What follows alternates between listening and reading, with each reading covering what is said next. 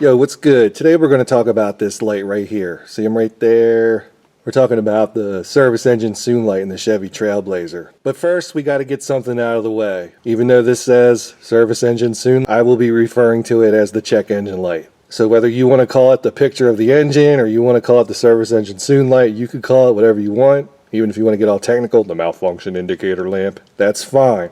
But we're all going to be on the same page as far as what we're talking about here. Well, I'm in the process of trying to see if some crazy idea I have works. What I've discovered in testing the compatibility between a 2003 without driver's information center versus a 2005 Envoy with driver's information center is something that I did not know, and I'm going to share with y'all. A couple reasons why, but first let's just get right into the Allen thick of it. If I turn my jump box off and then back on, I noticed the check engine light doesn't come on this, so the cluster doesn't actually do the check engine light test, I'd key on. And when I was going through some little notes here, I noticed that it has a circuit MIL control. So I discovered that if I was to take said MIL control and I was to apply a ground to it, the check engine light comes on. I will now try this in my 2005 Envoy cluster, the same test. That's pretty neat because I never knew that when you turn the cluster on, power supply to one side of the check engine light, the ground will come from the PCM. So what I think I'm going to do tomorrow, which is Saturday the 13th, is I think in minty green I am going to actually cut that wire in the connector to the cluster and see what happens. If you just turn the key on, that service engine soon light should come on. And then when you start it, it'll be on for like a second and turn off. And that's the way it's supposed to work.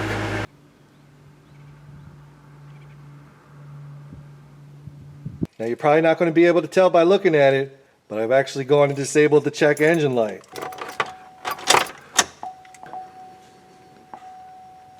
You see the check engine light never came on.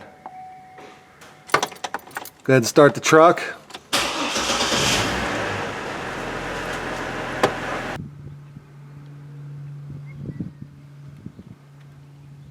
Now you guys are used to seeing scan tools that cost in the thousands, but we're going to do it a little bit more budget friendly. Go ahead and plug this guy into the OBD2 port. And we're going to maneuver here to MIL status. And this says MIL lamp should be off if engine is running.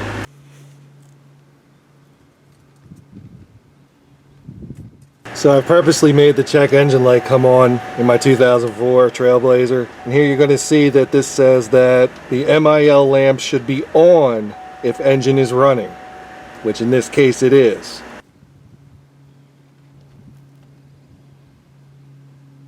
So we'll do it again. We'll go to MIL status. MIL lamp should be on if engine is running. We know the motor's running. Check engine light is not on, but according to our code reader it should be. So if this is telling you that it should be on, but it's not, there's a problem.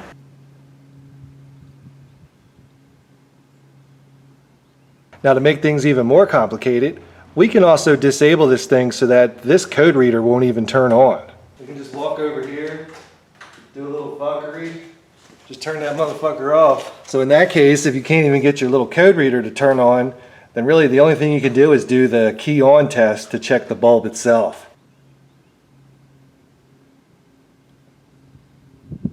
You find a Trailblazer on Craigslist and you roll out there and you discover that the check engine light doesn't work. In many of the cases where there's an expensive underlying condition, the truck won't have any symptoms. The truck will actually run great. Well, let's discuss the worst case scenario here. Minty Green here has a problem with the exhaust phaser. I don't know what exactly is going to fix Minty Green. I haven't done a proper diagnosis. Let's just say $1,500. Well, if you knew that there could potentially be a $1,500 underlying problem with this truck, chances are you wouldn't have bought it. You know what I'm saying? Let's just say you live in a place where your car can't pass your state inspection if you have check engine light codes, which the state that I live in, a couple counties do have it, where if you have codes in there Even something as simple as a timing chain issue, you won't be able to pass your state inspection, with that code present. And they're going to plug right into OBD. So if you try doing this shit and making the light not be on, they're going to know, you know what I'm saying? Now, some of you guys out there I know are saying, oh, that shit doesn't happen. This guy's just making shit up. You know how you motherfuckers are.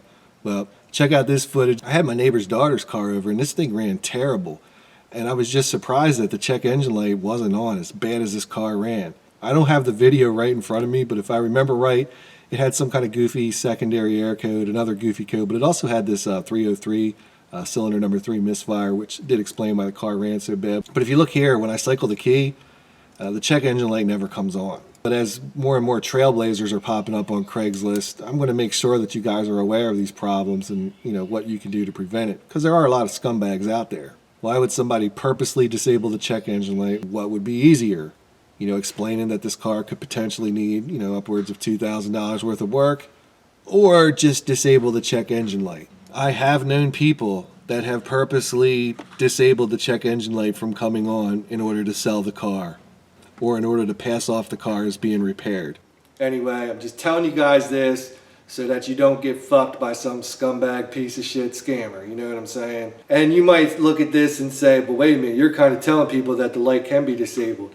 Well, yeah, scumbags are going to do scumbag shit regardless, you know what I mean? The clip I showed earlier with the Volkswagen, I mean, that was a couple years ago. This shit is not breaking news, you know what I'm saying? This shit's been around for a while. Anyway, thanks for checking this out. I hope it saves somebody out there from getting screwed by a Craigslist wannabe car flipper, you know what I mean? See ya. Now, the reason for me doing this is I just want to see how this 2005 Envoy cluster is going to react inside my Trailblazer.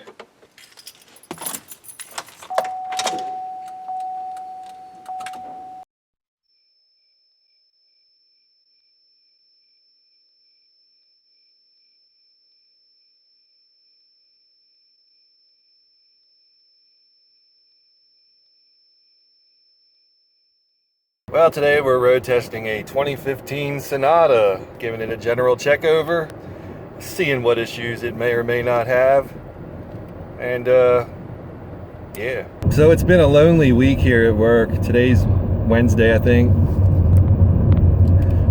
One of my coworkers has been on vacation all week. Another coworker, I guess, decided to quit. Not really sure, but he's not there. It's just me. And now this is even more boring. Being in a world of isolation. It's almost like solitary confinement, but you can't like beat off at will. So I've been trying to find ways to entertain myself. Today I've been texting my wife random Barry quotes from the first Resident Evil. What is this? I hope this isn't Chris's blood. Now, my wife has no idea. She's never played Resident Evil. She probably has no idea what the fuck I'm talking about. And I'm not telling her. Strictly for my own entertainment. Do you guys feel that? Well, you probably can't feel that because you're not driving the car. What is this? See, that time it felt like it was in the front. Oh, and we got a clunking noise up front too. You are a very sharp car. Wesker!